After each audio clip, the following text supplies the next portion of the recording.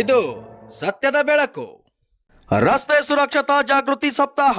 ವಿಜಯಪುರ ಜಿಲ್ಲೆಯ ಬಸವನ ಬಾಗೇವಾಡಿ ಪೊಲೀಸ್ ಠಾಣೆಯ ಅಧಿಕಾರಿಯಾದ DYSP Ballappa Nandagavi, PI Gurushanth Gowda ದಾಶಳ ಅವರ ನೇತೃತ್ವದಲ್ಲಿ ರಸ್ತೆ ಸುರಕ್ಷಾ ಜಾಗೃತಿ ಜಾಥಾ 2026ರ ಕಾರ್ಯಕ್ರಮ ನಡೆಯಿತು. ಪಟ್ಟಣದ ಅಂಬೇಡ್ಕರ್ ವೃತ್ತದಲ್ಲಿ ಸಿದ್ದಲಿಂಗ ಮಹಾಸ್ವಾಮೀಜಿಯವರು ಮತ್ತು ಡಿವೈಎಸ್ಪಿ ಬಲ್ಲಪ್ಪ ನಂದಗಾವಿ ಅವರು ಸೇರಿಕೊಂಡು ರಸ್ತೆ ಸುರಕ್ಷಾ ಜಾಥಾ ಬೈಕ್ ರ್ಯಾಲಿಗೆ ಹಸಿರು ನಿಶಾನೆ ತೋರಿಸುವ ಮೂಲಕ ಚಾಲನೆಯನ್ನ ನೀಡಿದರು. ಬೈಕ್ ರ್ಯಾಲಿಯನ್ನು ಪಟ್ಟಣದ ಹಲವಾರು ಬೀದಿಗಳಲ್ಲಿ ಸಂಚರಿಸಿ ಹೆಲ್ಮೆಟ್ ಹಾಕಿಕೊಂಡು ವಾಹನವನ್ನು ಚಲಾಯಿಸಬೇಕೆಂದು ಜನರಿಗೆ ಜಾಗೃತಿಯನ್ನ ಮೂಡಿಸಿದರು. ಡಿವೈಎಸ್ಪಿ ಬಲ್ಲಪ್ಪ ನಂದಗಾವಿ ಅವರು ಸಭೆಯನ್ನು ಉದ್ದೇಶಿಸಿ ಮಾತನಾಡುತ್ತಾ, ಬೈಕ್ ಚಾಲಕರು ಕಡ್ಡಾಯವಾಗಿ ಹೆಲ್ಮೆಟ್ ಅನ್ನು ಧರಿಸಿ ಲೈಸೆನ್ಸ್ ಅನ್ನು ಹೊಂದಿರಬೇಕು ಮತ್ತು ತ್ರಿಬಲ್ ರೇಡ್ ಅತಿ ವೇಗವಾಗಿ ವಾಹನವನ್ನ ಚಾಲನೆ ಮಾಡಬಾರದು ಎಂದು ಹೇಳಿದರು. ಈ ಸಮಯದಲ್ಲಿ ಜಾಗೃತಿ ಜಾಥಾದಲ್ಲಿ ಹಲವಾರು ಪೊಲೀಸ್ ಸಿಬ್ಬಂದಿಗಳು ಹೆಲ್ಮೆಟ್ ಅನ್ನು ಧರಿಸಿಕೊಂಡು ಭಾಗವಹಿಸಿದರು.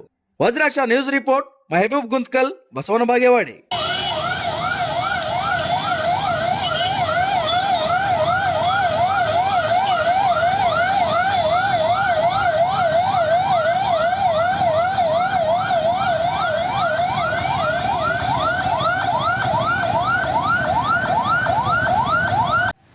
ಎರಡು 2021 ಮತ್ತು 2022ರಲ್ಲಿ ಕೋವಿಡ್ ಬಂದಿತ್ತಲ್ಲ, ಅದರಲ್ಲಿ ಇಡೀ ನಮ್ಮ ದೇಶದಲ್ಲಿ ಸತ್ತವರ ಸಂಖ್ಯೆ ಒಂದು 4,04,00,000. ಬಟ್ ಪ್ರತಿ ವರ್ಷ ರೋಡ್ ಆಕ್ಸಿಡೆಂಟಲ್ಲಿ ಸಾಯ್ತಾ ಇರೋರು 1,60,000, 1,50,000. ಬಟ್ ಅದು ಯಾರಿಗೂ ನೋಟಿಸ್ ಆಗ್ತಾ ಇಲ್ಲ. ಕೋವಿಡ್ದಲ್ಲಿ ಅಷ್ಟು ಜನ ಸತ್ರು ಅಂತ ನಾವೆಲ್ಲರಿಗೂ ಮಾತಾಡ್ತೀವಿ, ಬಟ್ ಪ್ರತಿ ವರ್ಷ ಆಕ್ಸಿಡೆಂಟಲ್ಲಿ ಸಾಯ್ತಾ ಇದ್ದಾರೆ. ಅದರಲ್ಲೂ ಆಕ್ಸಿಡೆಂಟ್ ಮೇಜರ್ಲಿ ಇದರ ಸಲುವಾಗಿ ಸಾಯ್ತಾ ಇದ್ದಾರೆ. ಒಂದು, ಡ್ರಿಂಕ್ಸ್ ಮಾಡಿ ಡ್ರೈವ್ ಮಾಡೋದು. ನಾರ್ಮಲ್ ಆಗಿ ಒಂದು, ನನ್ನ ಮಗ ನನ್ನ ಮಾತು ಕೇಳಂಗಿಲ್ಲ, ನಾವು ನಮ್ಮ ತಂದೆ ಮಾತು ಕೇಳಂಗಿಲ್ಲ ಅಂತಂದ್ರೆ ಅವನ್ ಮಷಿನ್ ನಮ್ಮ ಮಾತು ಕೇಳುತ್ತಾ? ಮತ್ತು ಹಂಗಾಗಿದ್ದಾಗ ಕುಡಿದು ಅನ್ಕಂಟ್ರೋಲ್ ಇದ್ರೆ ನಮ್ಮ ಮಾತು ಎಲ್ಲಿ ಕೇಳ್ತಕ್ಕದು? ಆಮೇಲೆ ಈ ಗಾಡಿಗಳು ಹೊಡೆಯೋರು ಎಲ್ಲರೂ ಯೂಶುವಲಿ ಯಾರು? ಮನೆಗೆ ಯಾರೋ ಕೆಲಸ ಮಾಡೋರೆ, ಮನೆಗೆ ಒಂದೇನೋ ಒಂದು ಆಸರೆ ಆಗಿರೋರೆ, ಅಂದ್ರೆ ಏನಾದ್ರು ತಂದು ಮನೆಗೆ ದುಡ್ದು ತಂದು ಹಾಕೋರೇನೆ, ಉಳಿದವ್ರು ಯಾರು ಮಾಡಲ್ಲ. ಸೊ ಮತ್ತೆ ಆ ರೀತಿ ಮಾಡುವವರೆಲ್ಲರೂ ರಸ್ತೆ ಅಪಘಾತದಲ್ಲಿ ಏನಾದ್ರು ಪ್ರಾಣ ಕಳೆದುಕೊಂಡ್ರೆ ಪೂರ್ತಿ ಮನೆ ಅನಾಥ ಆಗಿಬಿಡುತ್ತೆ. ಎರಡನೇದು, ಮಾಡಿ ಬರಲಿ ಕೇಸ್ ಬೀಳೋದು ತಂದೆ ತಾಯಿ ಮೇಲೆ. ಸೊ ಯಾವುದೇ ಕಾರಣಕ್ಕೆ ಆ ಥರ ಮಾಡಕೊಂಡ್ರೆ, ಯಾಕಂದ್ರೆ ಅದರಲ್ಲಿ IME ಕೇಸಲ್ಲಿ ಹೆಂಗಿದೆ ಅಂದ್ರೆ, ಆ ಥರ ಏನಾರ ಕೇಸ್ ಬಿತ್ತಂದ್ರೆ ನೀವು ಗಾಡಿ ಮಾರಿ ಇನ್ನೊಂದು ಗಾಡಿ ತಗೊಂಡಷ್ಟು ಬಂದ್ರು ಅದ್ರ ಮೇಲೆ ಫೈನ್ ಕಟ್ಟಕ್ಕಾಗಲ್ಲ. ಸೊ ಅದ್ರ ಸಲುವಾಗಿ ಸ್ವಲ್ಪ ಆದಷ್ಟು ನಮ್ಮ ಬಸವನ ಬಾಗೇವಾಡಿ ಜನರು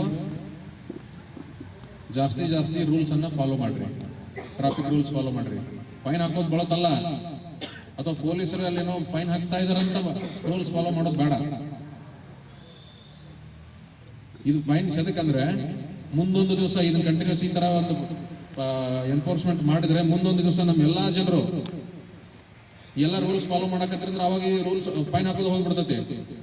ಬಟ್ ನಾವು ಮಾಡ್ತಾ ಇಲ್ಲ, ಅದಕ್ಕಿಂತ ಕಂಟಿನ್ಯೂ ಆಗ್ತಾ ಇದ್ದೇವೆ. ಸೊ ಅದು ಮತ್ತು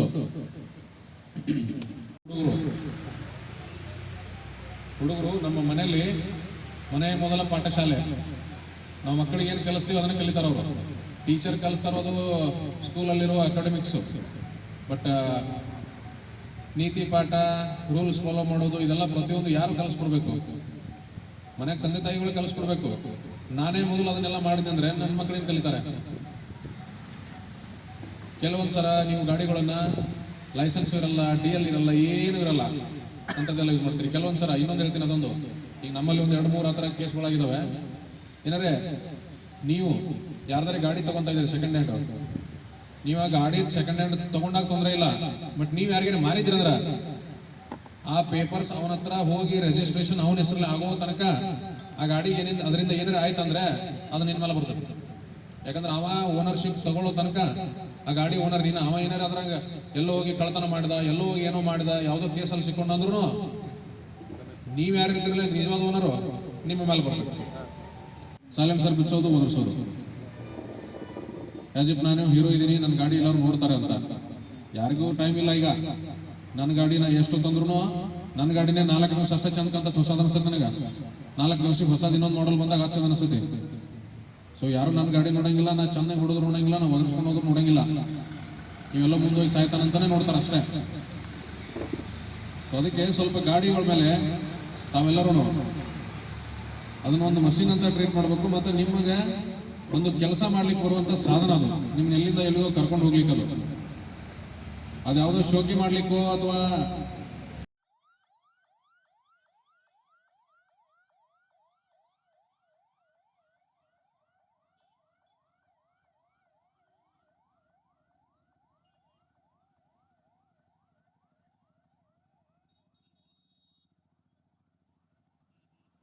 ಮೇಜರ್ ಕನ್ಸರ್ನ್ಸ್ ಇತ್ತೀಚಿನ ಕಾಲದಲ್ಲಿ ಮೇಜರ್ ಕನ್ಸರ್ನ್ಸ್ ಇದೆ.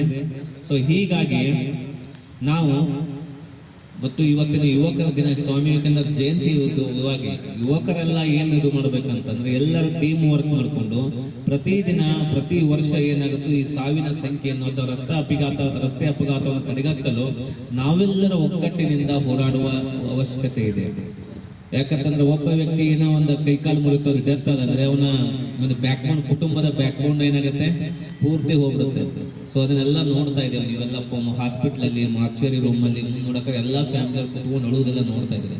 ನಮ್ಮಲ್ಲಿ ಹಲವಾರು ಸ್ಪೀಡ್ ಬೋರ್ಡನ್ನು ಒಂದೆರಡು ಹುಡುಗರು ಸ್ಪಾಟ್ ಇದು ಪೂರ್ತಿ ಸುಮ್ಮನೆ ಅನಾವಶ್ಯಕವೆಲ್ಲ ಸ್ಪೀಡ್ ಇವೆಲ್ಲ ಕಾರಣದಿಂದ ನಾವೆಲ್ಲ ಸೇರ್ಕೊಂಡು ಇವತ್ತೊಂದು ಬೈಕ್ ರ್ಯಾಲಿ ಮಾಡೋದ್ರ ಮೂಲಕ ಎಲ್ಲರಿಗೆ ಒಂದು ಸಂದೇಶ ನೀಡಬೇಕು. ಏನಂತ ರಸ್ತೆಯ ಸಂಚಾರ ನಿಯಮಗಳನ್ನ ಪಾಲನೆ ಮಾಡಬೇಕು. ಹೆಲ್ಮೆಟ್ ನಮ್ಮ ಪ್ರೊಟೆಕ್ಟಿವ್ ಆಗಿ ಹೇಗೆ ಮೊಬೈಲ್ ನಾವು ಯೂಸ್ ಮಾಡ್ತೇವೆ, ಮೊಬೈಲ್ ಅತ್ಯವಶ್ಯಕ ಹಾಗೂ ನಮ್ಮ ಹೆಲ್ಮೆಟ್ ಯಾವುದೇ ಮನೆಯಿಂದ ಹೋಗೋಕ್ಕಿಂತ ಮುಂಚೆ ಹೆಲ್ಮೆಟ್ ತೊಗೊಂಡು ಹೋಗಿ ಬೈಕ್ ಯೂಸ್ ಮಾಡುವಾಗ ಹೆಲ್ಮೆಟ್ ತಲೆಯಲ್ಲಿ ಇರಬೇಕು. ಯಾಕಂದರೆ ಹೆಲ್ಮೆಟ್ ನಮ್ಮ ರಕ್ಷಣಾ ಕವಚ. ನಾವು ಉಳಿದ್ರೆ ನಮ್ಮ ಮುಂದಿನ ನಮ್ಮ ಕುಟುಂಬ ಉಳಿದಂತೆ ಅಥವಾ ನಾನಿದ್ರೆ ಮುಂದಿದ್ದೆಲ್ಲ ಇದ್ದಂತೆ. ನಾನೇ ಇರದೇ ಇದ್ರೆ ನನಗೆ ಏನಾಗಿದ್ರೆ ಎಲ್ಲ ನಾ ಏನು ಮಾಡ್ತೀನಿ ಗಳಿಸ್ತೀನಿ ಇದು ಮಾಡ್ತೀನಿ ಎಲ್ಲ ನಶ್ವರ. ಸೊ ಒಂದು ತಾಸು ಮನೆಗೆ ಲೇಟಾಗಿ ಹೋಗ್ತೇವೆ ಅಂತಂದ್ರೆ ಏನಾಗುತ್ತೆ, ಮನೆಯಲ್ಲಿ 10 ಸಲ ಫೋನ್ ಬರ್ತೇವೆ. 9ಕ್ಕೆ ಬರುವಂಥ ವ್ಯಕ್ತಿ 10 ಗಂಟೆಗೆ ಬರ್ತಾರೆ ಅಂತಂದ್ರೆ ಏನಾಗುತ್ತೆ, 10 ಸಲ ಫೋನ್ ಮಾಡ್ತಾರೆ, ಎಲ್ಲಿದೆಯಾ ಯಾಕೆ ಲೇಟ್ ಆಯಿತು ಅಂತ ಕೇಳ್ತಾರೆ. ಸೊ ಪರ್ಮನೆಂಟ್ ನೀವು ಇಲ್ಲ ಅಂತಂದ್ರೆ ಯಾಕೆ ಇದು ಮೇಜರ್ ಅಂತಂದ್ರೆ ಸಾವಿನ ಸಂಖ್ಯೆ ಜಾಸ್ತಿ ಆಗೋದೇ ಹೆಡ್ ಇಂಜುರಿಯಿಂದ.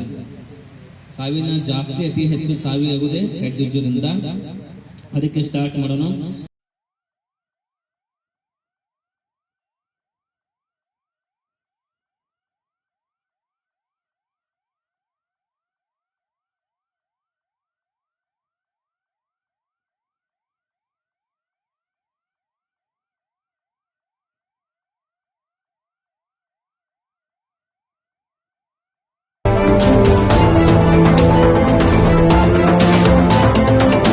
ವಜ್ರಾಕ್ಷ ನ್ಯೂಸ್, ಇದು ಸತ್ಯದ ಬೆಳಕು.